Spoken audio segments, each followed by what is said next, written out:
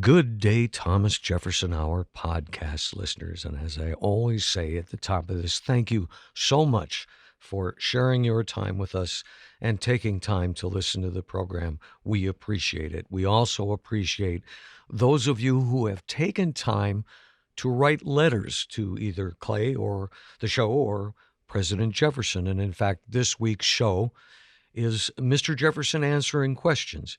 And mostly, we need to thank those of you who have decided to support the show. We need it. Clay and I don't take anything for doing this. We do it because it's a habit we can't break. And but those of you who have decided to support the show, thank you so very much. You can do so by going to jeffersonhour.com, click on donate, and as we highlighted in this week's show, Clay's Constitution course is coming right up, and you can find out information about how to sign up for that at jeffersonhour.com.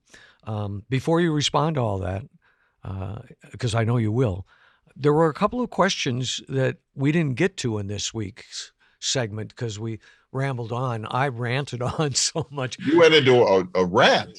I kind of did. Sorry about that. Forgive me. And your rant was a direct assault on Mr. Jefferson because your view is that if that "don't tread on me" liberty obsessive thing ever existed, it's a long, long, long time ago. And get real, everyone. Go get your vaccine. And if we have to mandate it, we will. Well, I don't think I said it exactly that way, but something like that.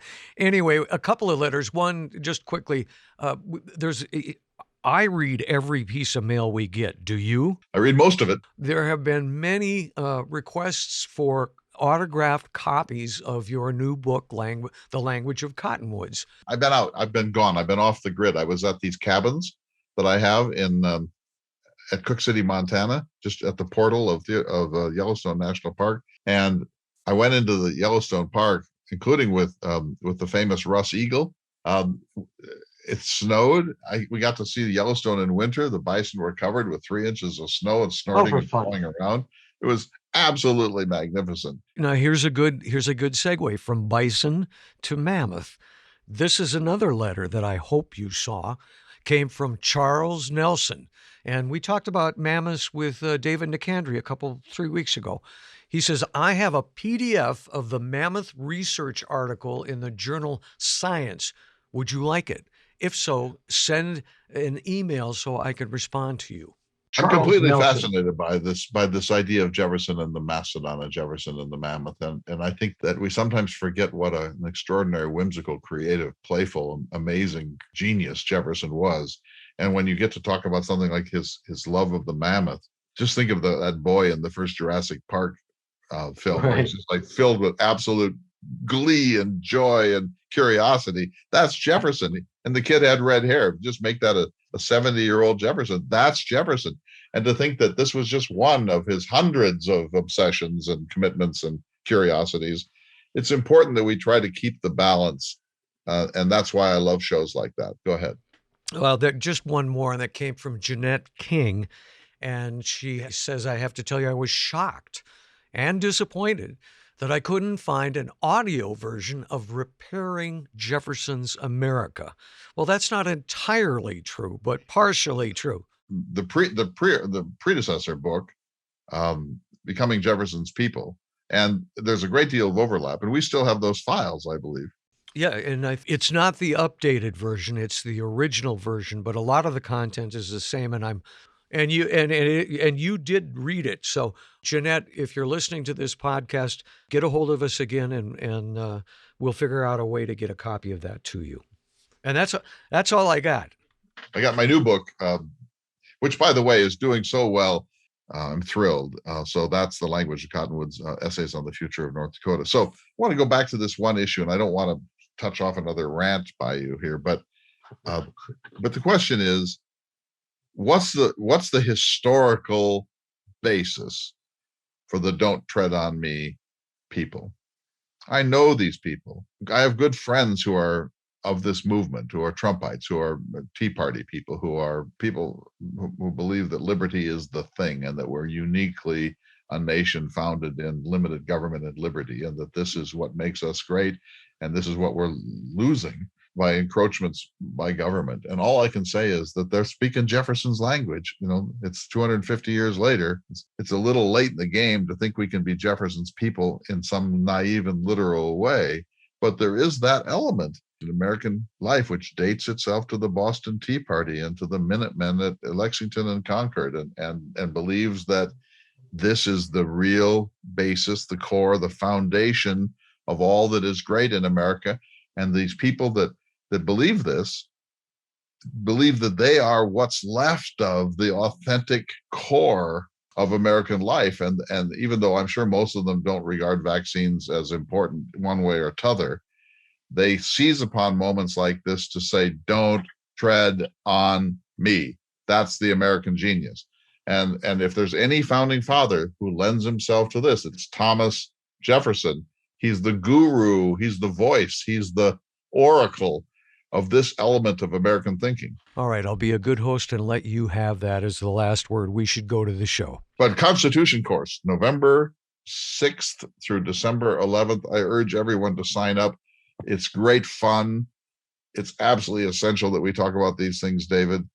This is the time to talk about the U.S. Constitution. And so that program is backed by popular demand, and all the other cultural tours are full, except John Steinbeck. So people should come to that. Russ Eagle and I have been talking about it. We're extremely excited. That's in March. You can go to jeffersonhour.org or jeffersonhour.com to find out all the details about this. And I will say this, my friend, I love it when you have when you get excited and you speak your mind. And I think the audience does too, because they love it when we reground each other, if we do. So let's go to the show. Good day, citizens, and welcome to the Thomas Jefferson Hour, your weekly conversation with President Thomas Jefferson.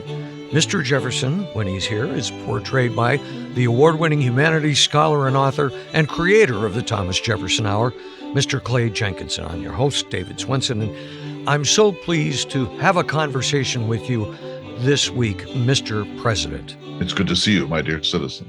We have many questions from your listeners, sir, and I thought I might start with this one. It's about Monticello, and it comes from Thurman Bridges. As you know, sir, the public can now visit Monticello. I've been there myself. And when you arrive, you walk up a very winding, steep pathway to get to the house. And Mr. Bridges wants to know, is that pathway, that road that people take today, the same that existed in your time? Yes, within limits. In other words, modern engineers have approached this in ways that were not available to me in my own time. But the extraordinary thing about the people at the Thomas Jefferson Memorial Foundation, the organization that operates my home at Monticello today and opens it to the visitation of people from all over the world, what makes them so remarkable is how closely they try to maintain the infrastructure at Monticello to preserve my gardens, my pathways, my orchard, my vineyard, the way in which the house was maintained. This is an act of extraordinary respect, possibly respect that I don't deserve. And it's very expensive too, because if you brought modern engineers in to a nearby mountain of about the same height and said, first level it, then build a garden terrace of 1,000 feet, then build a brick Palladian house with underground walkways and storage facilities, they would go about it in a way that's profoundly different from the approach that we took in the 18th and early 19th centuries.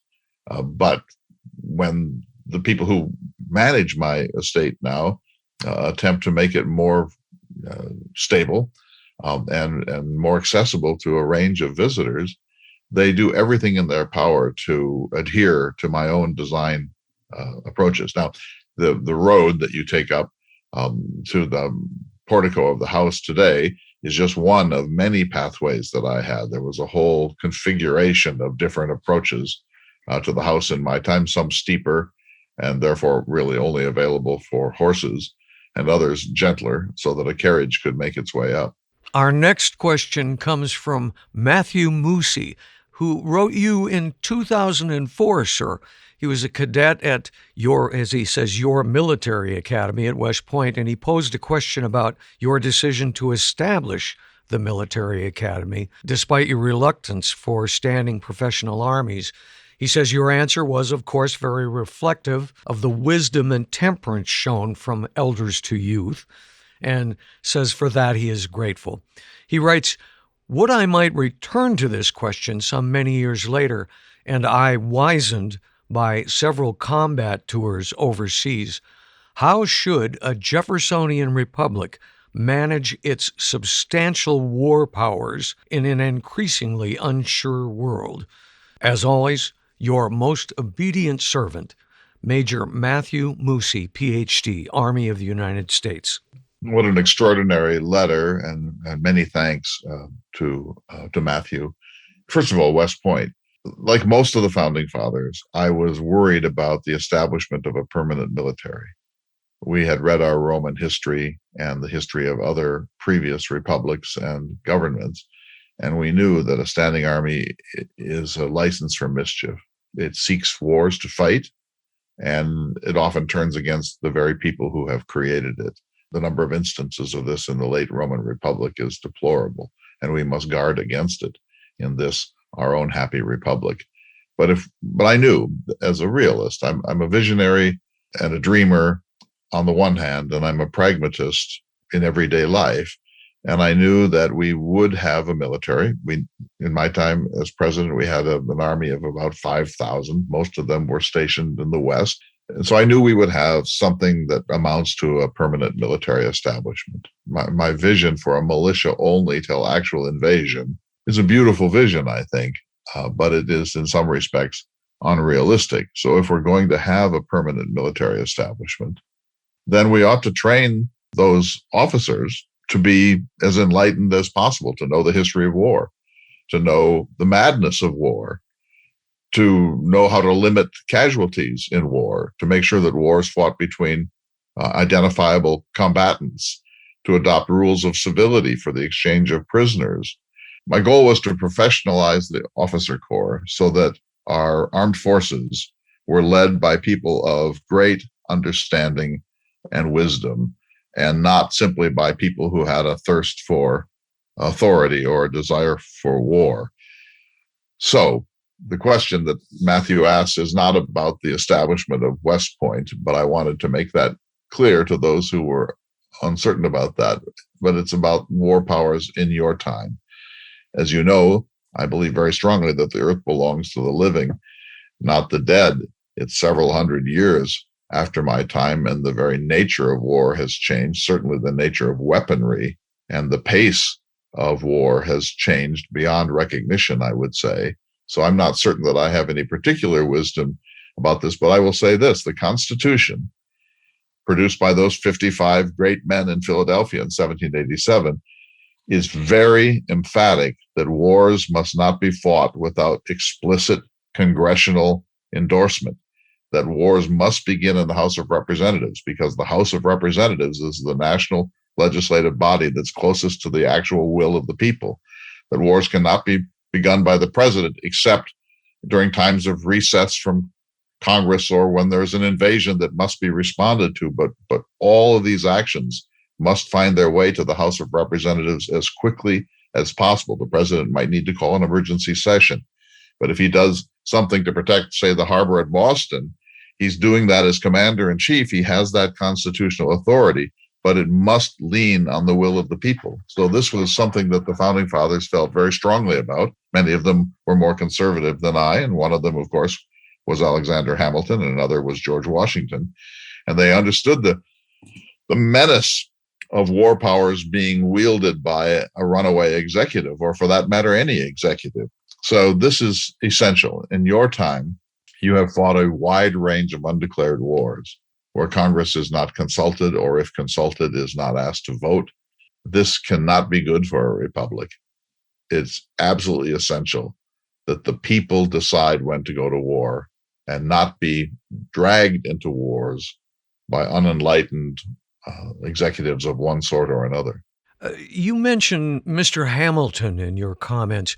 We got a question from a Mr. Irwin Weeks, and he writes, Dear Mr. Jefferson, a newspaper reported that Mr. Hamilton introduced a constitutional amendment to abolish the 3/5 clause to reduce Southern votes.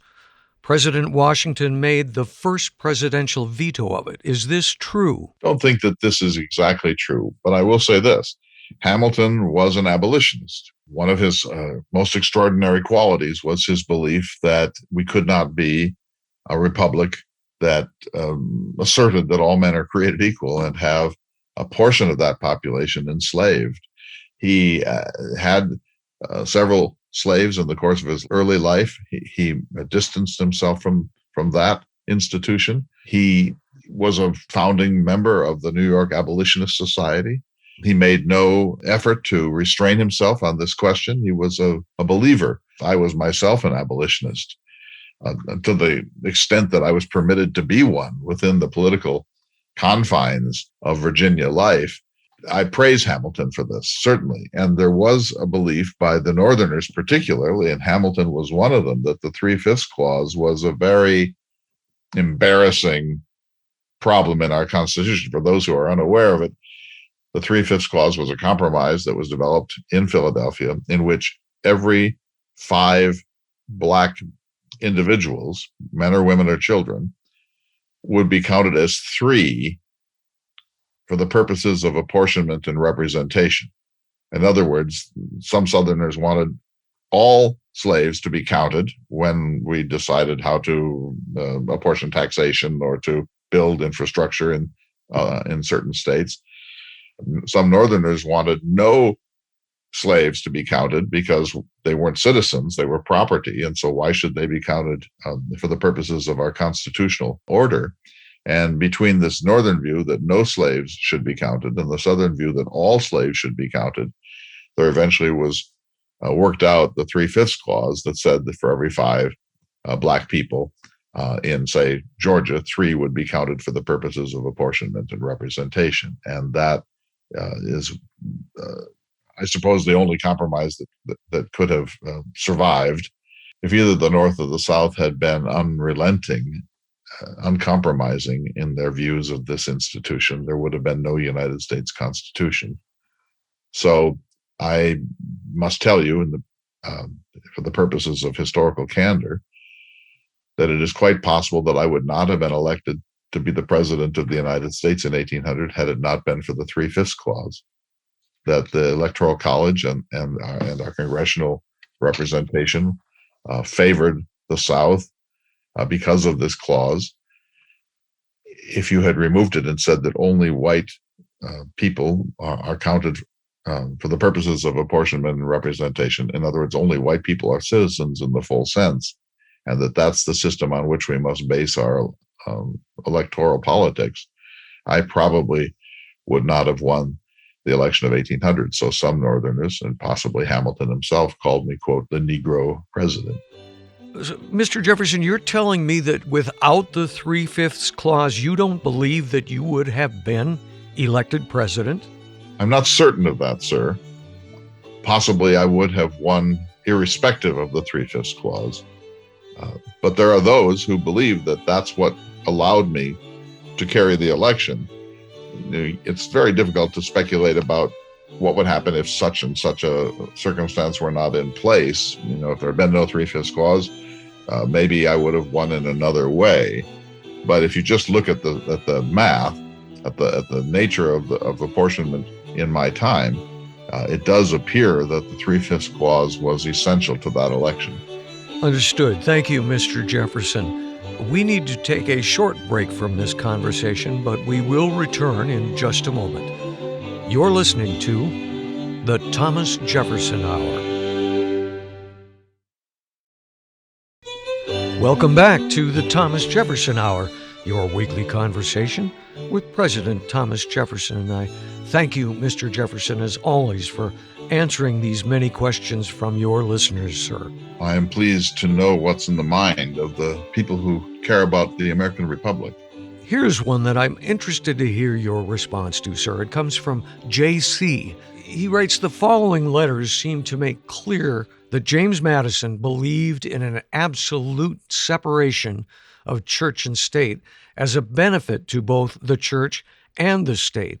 And then he mentions a letter that James Madison wrote to Edward Livingston on the 10th of July, 1822. And I'm going to read a short portion of that for your comment, sir.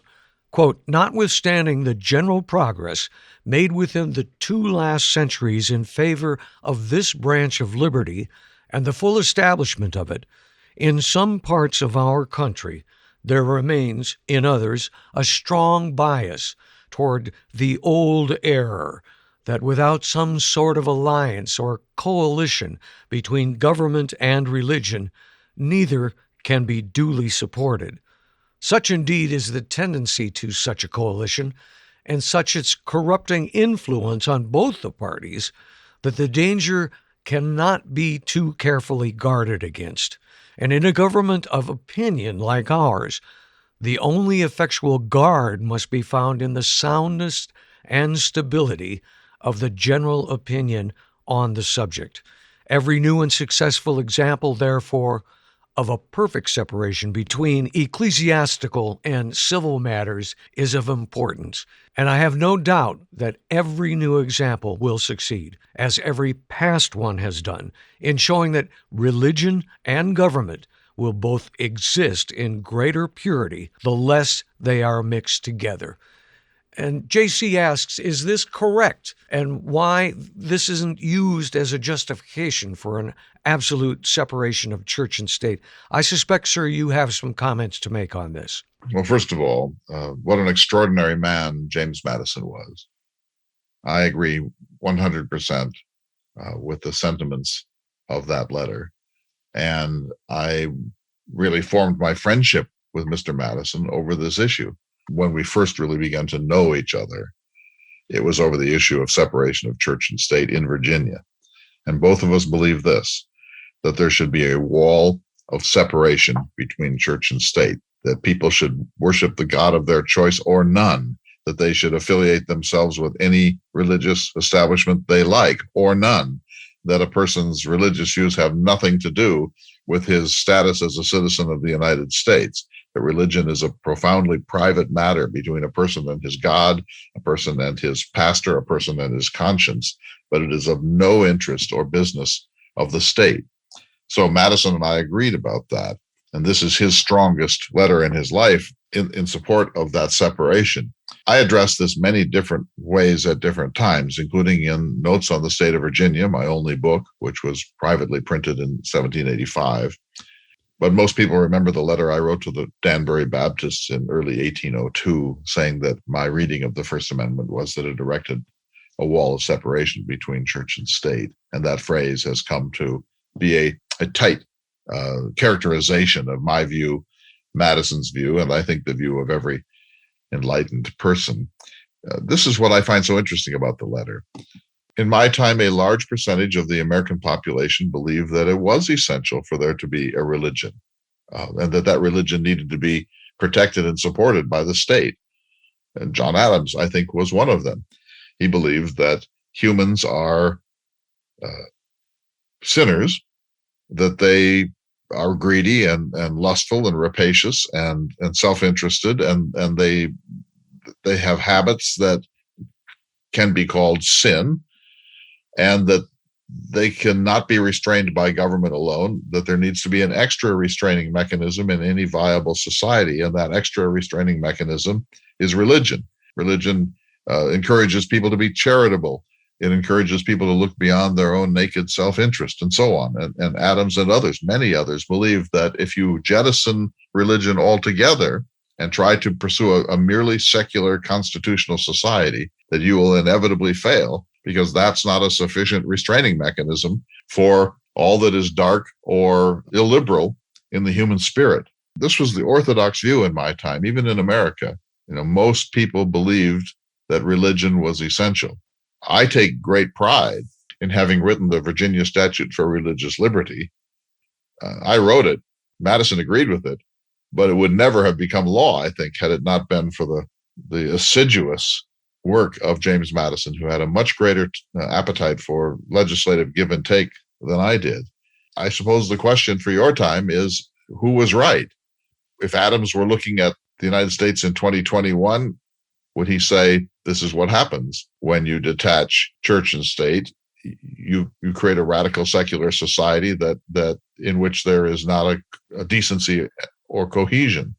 Or if I looked at the world of 2021, or Mr. Madison, maybe a better example, would he say, we were right, that you can separate church and state and leave religious life absolutely to the conscience of the individual, and you will be just fine as a nation? To me, is one of the great wisdoms of the founding fathers that this became law, that church and state would be separated. I mean, this was something quite unique for its time, was it not? It was. When I went to France in 1784 as the minister at large and eventually the successor to Benjamin Franklin as the American ambassador, I was not well known there for the Declaration of Independence. In fact, most people in the United States did not know then in the 1780s that I was the author of the Declaration of Independence. But the Virginia Statute for Religious Liberty, which passed in 1786 and which I circulated to my friends like Lafayette and others in France, immediately became famous. And people pointed to it and said, that's an enlightened society. Virginia, in separating church and state and leaving everyone to their own conscience, is setting the tone for the future. In other words, the Virginia Statute for Religious Liberty was regarded in Europe as the first great expression of radical separation in history. The standard before that, sir, had been toleration, that there was a state church in England, the Anglican, but maybe they would tolerate Methodists and they would maybe tolerate Congregationalists or tolerate Anabaptists within certain restraints. That's not the standard. The standard has to be that the nation, the state, the polis is absolutely neutral on questions of religion. And so we took the principle of toleration as our starting point, but it wasn't our end point. Our end point was actual separation of these two entities.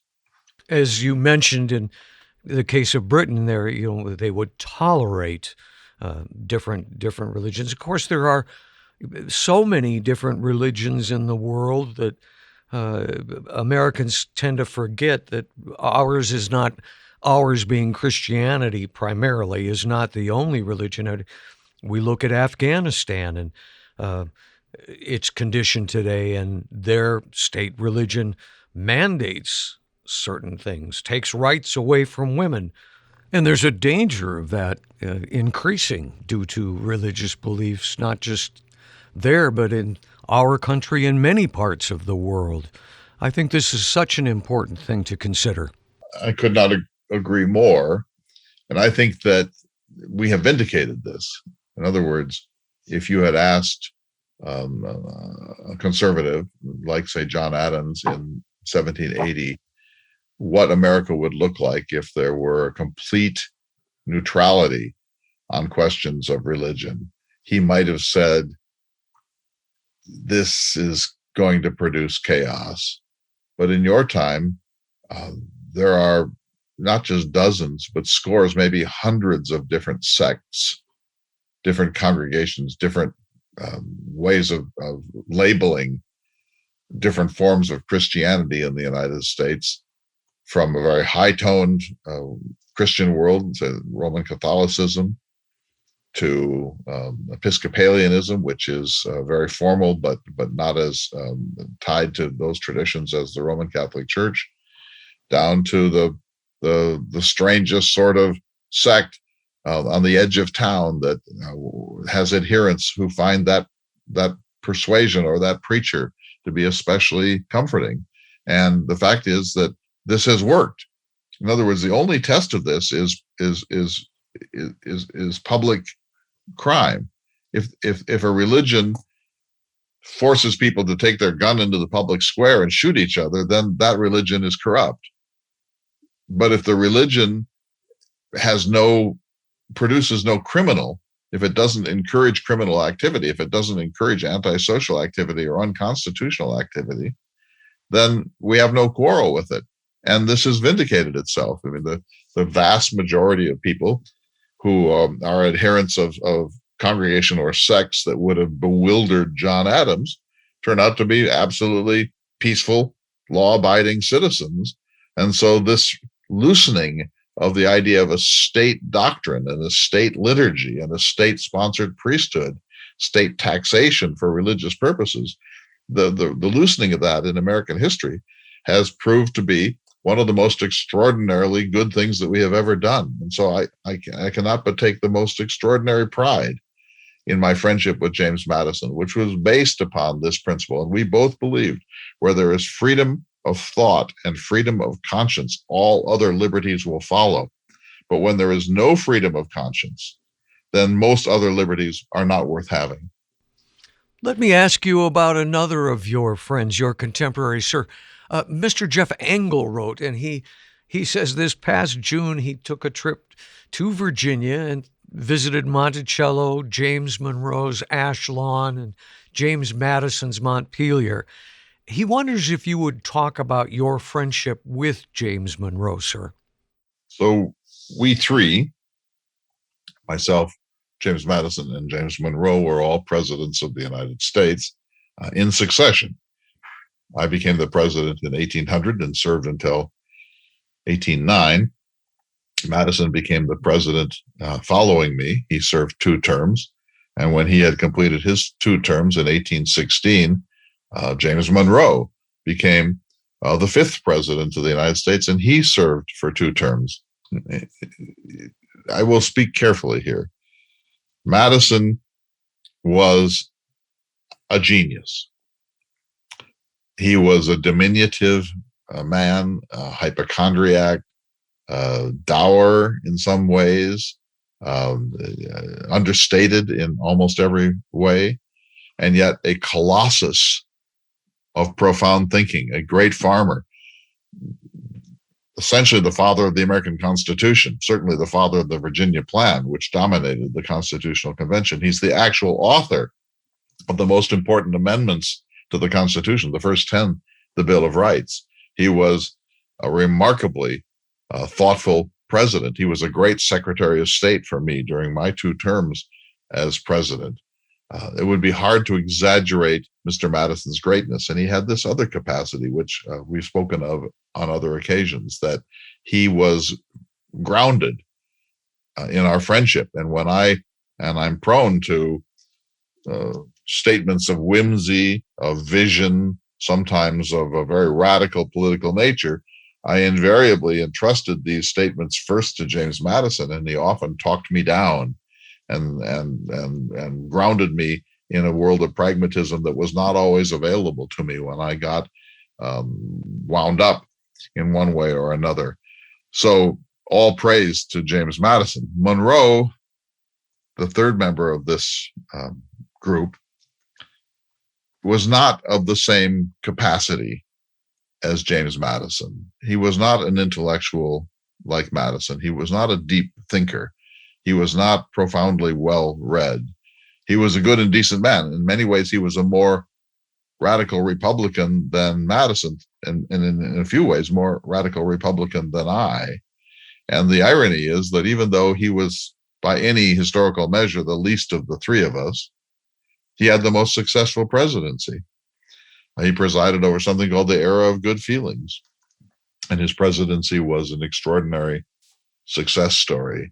And so, although I can't put him in the same level as James Madison, I did greatly appreciate him. And although Madison was my protege in some very, very limited regards, Monroe was a protege. I tutored him in the law. I was his political sponsor. I was his advocate and champion. So Monroe probably has the national historical reputation that he deserves. Madison's reputation deserves better. In other words, he should be at the very top of our list of great presidents in the United States, certainly great men who became presidents in the history of the United States. Mr. Jefferson, could you talk a bit about the Monroe Doctrine? I believe you helped to write that, sir. Yes, I retired from the presidency on March 4th, 1809. I stayed to see my successor, James Madison, inaugurated. I even stayed for the ball, which I did not wish to do. And then I borrowed some money. I was perennially uh, impoverished. And that enabled me to pay my bills and leave Washington City and go back to my beloved estate at Monticello. And for the next 17 years, the last 17 years of my life, I never really left the environs of Monticello and Charlottesville. I went to Richmond. I did not go to Williamsburg. I did not ever go back to Washington, D.C. I did not go to Philadelphia or New York or Boston. I was a homebody, and I enjoyed my retirement. Unfortunately, economic problems and poor crops and some dysfunction in my larger family really clouded some of those years of my retirement. But I never again entered Washington, D.C. or paid much attention to the work of my two predecessors. I certainly didn't try to influence them or to guide them as if I were some sort of senior statesman. And as you know, the last great project of my life was the University of Virginia, and all three of us, Madison, Monroe, and I, were on the board. We were the regents, the readers of that experimental institution. But in 1822 or so, Mr. Monroe wrote to me and asked me about he was thinking of formulating a national policy, a doctrine that would keep the Western Hemisphere, our hemisphere, free from European meddling. There was some belief that Europeans were interested in sort of colonial movements that they would engage in Central and South America, and that they would somehow have their own outposts in the Western Hemisphere and interfere in Western Hemispheric affairs. And so Monroe asked me what my thoughts were, and I formulated what essentially was the basis of the Monroe Doctrine, that here was the bargain we would make with Europe. We would pledge to leave them alone and not interfere in the life of Poland or France or Portugal or Britain. But in turn, they must agree to leave the Western Hemisphere alone and not make any attempt to maintain colonies there or to introduce colonies or other forms of government intimidation in Central and South America. And so I'm not saying that Monroe would not have developed something similar on his own, but he did ask me for my own view of this. And I, in a letter to him, which you can read, made clear the basic principles of a quid pro quo. That, in other words, most people regard the Monroe Doctrine as saying, leave the Western Hemisphere alone. But we said, in return, we will agree to leave the Eastern Hemisphere, the old world, alone, and it can pursue liberty in its own way at its own time. Very interesting. I thank you, Mr. Jefferson, for an enlightening conversation this week. And on behalf of all those who sent questions in, I thank you as well. You're most welcome, sir.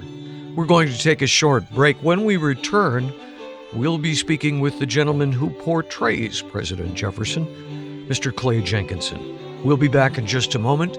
You're listening to the Thomas Jefferson Hour. Welcome back to the Thomas Jefferson Hour, your weekly conversation with President Thomas Jefferson and your weekly conversation with the gentleman seated across from me now, Mr. Clay Jenkinson. Good day to you, sir. And to you too, David Swenson, the semi-permanent guest host of the Thomas Jefferson Hour, now in your 17th year of temporary guest hosting. It's hard to believe. 17 years, my friend. Yeah. I haven't seen you for about 3 of those. But we're doing all right. This new technology, it works pretty good. Great questions for Mr. Jefferson this week, and I sincerely thank all of those folks who took time to write the show. We have a stack more for Mr. Jefferson when he returns, which I'm certain will be soon.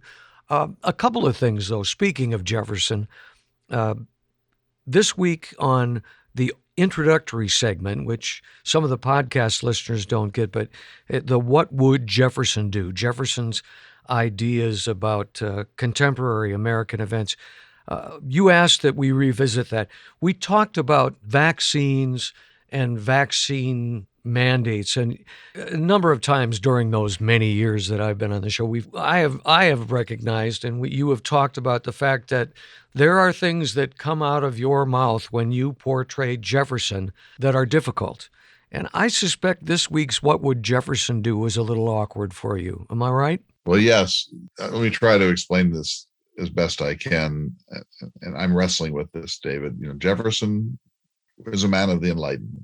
And so he hoped that you would be an enlightened human being and that I would be an enlightened human being and everyone that's listening would be an enlightened human being, that we would educate ourselves, that we would be well informed, we would be civil, we would be open to the dictates of science, that we would strive to be rational, or to use a term from our own time, that we would work to be self-actualized, that each of us would be a fully self-actualized human being. And if we were, then we wouldn't need much government because everyone would always do the right thing. And he actually believed this, David, that he actually believed we could be this nation of enlightened people. And of course, it begins with public education and so on. And over his shoulder, there was Mr. Adams saying, "What are you, nuts?" If you looked around, I think that's a perfect response for the "What Would Jefferson Do" about vaccine mandates. It's obvious. You've taught me so much about Jefferson. He wasn't vaccinated. He was inoculated. He was inoculated against smallpox. And talk about the dangers of this vaccine we have today as opposed to what he went through. But he did it because, as you say, he was enlightened, he understood science, and he believed science. Yeah, so I won't go into the inoculation, but it was like a 6-week thing. You had to fast. They put you on like this broth diet, and then they gave you smallpox. They cut your arm, and they gave you smallpox, and they thought, well, I hope you live. And most people did, but not all. And so I imagine today, there are people that are like, I'm not so sure about the security and the safety of vaccines. That's an argument you want to make in 1790 when, you get the inoculation and you might be dead next week, or maybe your immune system is strong enough to survive. So once vaccination came in with Edward Jenner, of course, we all know that there is a tiny, tiny, tiny percentage of people who get any vaccine who have a bad reaction. And some people have a terribly bad reaction, but the number of people who have bad reactions to vaccines is infinitesimally small compared to anything that we're talking about historically. So there's a lot of unreason about this. But here's Jefferson's second point, David, and this is what makes it so hard for me to think about. He loves liberty. I mean, he really meant all that stuff. And he also said, I like a little rebellion now and then. He likes a kind of ornery populace who reject things and are very jealous of their liberties and flare up and shout in the public square if necessary. That's Jefferson. And so when you think of these people who are saying, I'm not being vaccinated because the government can't tell me what to do, that's Jeffersonian. And when people say, when they go to a public meeting and they feel that they're not being heard, so they start to shout and disrupt, that's Jefferson. I like a little rebellion now and then. And I do think that there is and I know that this upsets me to say, and I think it'll upset you and others to say, but there is, and I've been really rethinking this in the past few months, there is a deep fundamental core of freedom, and freedom with a capital F, in quotation marks, underlined, freedom. America, you don't hear the British talking about freedom in this way, or the Dutch, or the Chinese, or the Portuguese, but America has this heritage legacy about liberty. Don't tread on me. I'm free. And that in America, freedom means something that's mystical, spiritual, deep, fundamental, profound, and that this is what's left of the original vision of this country. And so when people say, you can't make me do this, I am free, they're not just making stuff up and being objectionable. They believe that they are tapping into the most profound central principle of American life, and that they are the ones who are right, and the ones who are saying you must get a vaccine. They get it. It's not the biggest thing in the world. It's not the worst form of tyranny, but it is tyranny to them because it means that it's a slippery slope. If you can force me to wear a mask, if you can force me to get a vaccine, then what else are you going to force me to do? in the course of your nanny state or your managed centralized government. And I get it.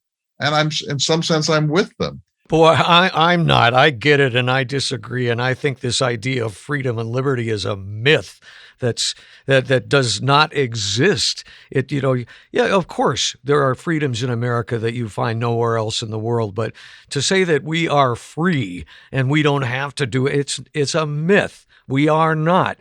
We are required to do things every day.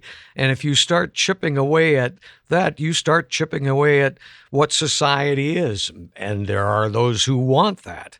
But it's not going to make America great again. It's going to make America fall again. Well, look, Sorry for that, but I got to get my chips in once in a while. So I sort of agree with that, and then I mostly don't. But I sort of agree with it. We're not that country anymore. We're not a republic. We're not a 3 mile per hour world. We're not using muskets. We're not plowing with a single horse. We're a different place. We're a radically different place. And so the principles of the early republic sort of belong to an agrarian republic. And when we became this thing, however you want to describe it, this world superpower, this materialistic paradise, you require a very different sort of system to make that work. And we've strained and tugged at our Constitution to make it work. We're not that republic anymore. And I think you're right. We're now at the point where, hey, there's a worldwide pandemic. We may need to mandate certain things for us to get through this. The greatest good for the greatest number may require me to wear a mask. And so I'm with you, of course, 100%. What freedoms are there that you and I experience every day that are so absolutely unique? There are people who lack education, who lack health care, who lack shelter, who lack food. And in a truly free society, there's enough of that for everybody to go around. But that's not the system that we have. If I can interrupt your rant here. Oh, please, you better settle me down or my 17-year tenure is going to come to a Should be over now. halt. Should be ending. No, look, here's the paradox that I've been trying to get at. So, we're this agrarian Republican vision based on these kind of radical principles of freedom and liberty from the founding fathers. And I'm saying that worked better then than it works now, but that still is regarded as one of the heritage principles of American life. And that's why people carry around flags that say, "Don't tread on me." You don't see that in Holland. But the second part is that this only works if we're highly self-actualized, self-educated, and enlightened. And so Jefferson created this paradox. He wanted this radically limited minimalist government, and he wanted each one of us to be a little Jefferson, a little enlightened human being, a person who always did the rational and the intelligent and the wise thing. You can't have one without the other. And Adams said, human nature is such that you're not going to have universal self-enlightenment. Look around, what do you see? And B, you need government to coordinate human activity, because humans are not all going to be this ideal super citizen. And Jefferson wouldn't let it go, because he thought, I'd rather seek the super citizen and have limited government than have cynicism about human nature and more government. And so we wrestle with this from that day until this day. And I agree with you. Every rational human being should be vaccinated, I think. But I also believe, don't tread on me. Well, we should move on from this. I'm going to sneak in one last word. Is it, I'll be calm. I'll be calm. We all submit to rules every day, be it driver's licenses, driver's insurance, behaving on airlines, paying taxes. We all submit to rules of the nation every day, and we do it for the good of the nation. So I guess the question is how do we convince people that these particular rules are for the good of the nation? But on to a happier subject. We got a letter from Bryant Cheeley, who said, I just want to chime in and say that I am in favor of the Jefferson Hour Book Club returning. I've always enjoyed the thought-provoking Jefferson Watch essays, and I do hope that Clay brings them back as well. So from Bryant, the Jefferson Hour Book Club. Yes, so we do want to reinstitute or re-energize the book club. But we need to think of a book to read that people will want to read and that is somehow related to the world of Mr. Jefferson. Oh, I would recommend The Cause by our friend Joe Ellis. All right, let's do it. The Cause, the American Revolution and its Discontent, 1773 to 1783. Joseph Ellis, winner of the Pulitzer Prize. I have an advanced reading copy right in front of me here. We'll set the date for that. It'll be probably a month or so from now. And so everyone should get a copy of The Cause and read it. And they'll get Joe on to either be part of one show or part of two. But we'll promise that. And the Jefferson Watch essays, yes, I love them. I miss them. You're so busy, you don't have time to do that anymore, though, do you? Well, I got to find the time because, I have a lot that I want to say, and it helps me so much to, like when these wild rants that you've been on, if you had just sat down and written this out in a polite essay, right? We should all coordinate our thoughts in that manner. Very good. I take the advice. I'm only joking. There's a bunch of letters here, and I won't go through all the names, but something you've talked about numerous times on the show, and we need to devote a little time to it so you can explain it better to people. But your upcoming Constitution course, I think this is like the third version of it, isn't? Can you bring us up to date and maybe explain it to people for those who don't know? Begins on November 6th, so it's coming fast. It goes through December 11th. There will be 5 sessions. It's on the Constitution, and we're looking at the Constitution, how it was made, by whom, for what purposes, how it's been amended, and why, and how often, how we interpret it. That's the big thing. Are we literalists? Do we believe in broad construction? Are we originalists? Are we pragmatists? So there's a lot of talk about in America about how to interpret the Constitution. I want to sort through some of that, and then I want to spend some time talking about a more perfect union. What if we had a constitutional convention today? What are the things we would want to address that are uncertain or confusing or out of date in the Constitution of the United States? So it's 5 sessions plus on Wednesday nights office hours, which are not mandatory but which are great fun. And it begins, as I say, on the 6th of November and runs for the next 5 weeks. I love this. I've done this twice before. This is the third, as I say, backed by popular demand. We have 2 books that people should read, but also just reading the Constitution and the Bill of Rights and the other 17 amendments is the basis of the whole thing. And it's all held on Zoom. I know you invited me to pop into one of those early ones, and it's great fun, and it really works well. Zoom does work, and I only invited you in because people said you don't exist.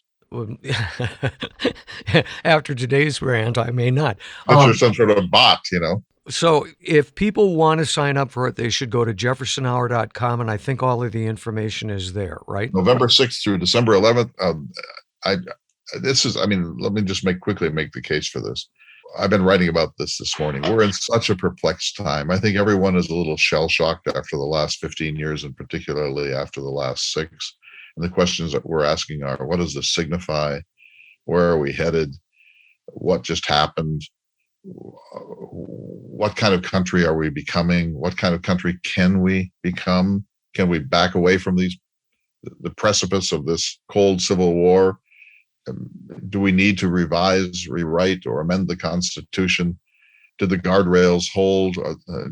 Do we need more guardrails? What does this whole thing signify? This kind of crazy time we've been in. And I think everyone is just spiritually and mentally exhausted from it. I know I am. And so I think that this is the time to talk about, there are 3 constitutions. There's the capital C Constitution, which is the thing written in 1787 and amended 27 times. There's the small C Constitution, and that's the norms, like State of the Union messages before Congress and executive orders and so on, things that the filibuster, things that are not in the Constitution, but which constitute the way we do our public business. And then the third Constitution is the way we constitute ourselves on any given day. I don't think about the U.S. Constitution. I go to Costco, or I go to the gas station, or I go to the grocery store, or I write letters to my friends, or I read a book. Most of our lives are non-constitutional, and that's how we constitute ourselves. That's what Alexis de Tocqueville called the habits of the heart, the actual habits, the way people constitute their daily, weekly, monthly, and annual lives, family, work, etc.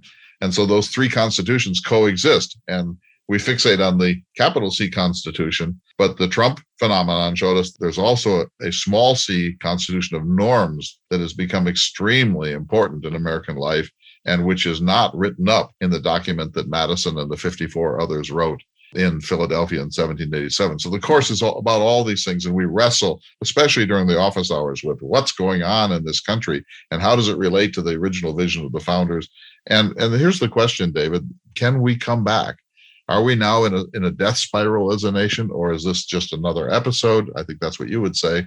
And can we come back? Can we restore civility, norms? Can we get a Congress that can agree to compromise and get things done? Can we back away from this precipice of anger and rage and demonizing the other? I don't know the answer to this, but I think you would say, oh, come on, we've been through this a number of times before and we always level out, wouldn't you? I'm trying to give you a chance to be responsible here. And with that, sir, we are out of time for this week's conversation. Don't you agree that this too will pass and we will return to a time of stability? Boy, I hope so. I think the next 2 years are going to tell that story, and we'll find out if our children are left with the nation that we grew up in. So sign up for this Constitution course if you're interested. These discussions are fun. They're not at all dry. It's not like a civics course that you took in 8th grade. I hope people will join us. It's so important. Anyway, thank you, David. You're not temporary. You're stuck here, I'm afraid. We'll see you all next week for another important edition of the Thomas Jefferson Hour. The Thomas Jefferson Hour is brought to you each week by Dakota Sky Education. The program is distributed nationally by Prairie Public. President Thomas Jefferson lived from 1743 to 1826, and this program presents his views. President Jefferson is portrayed by the award-winning humanities scholar and author Clay S. Jenkinson.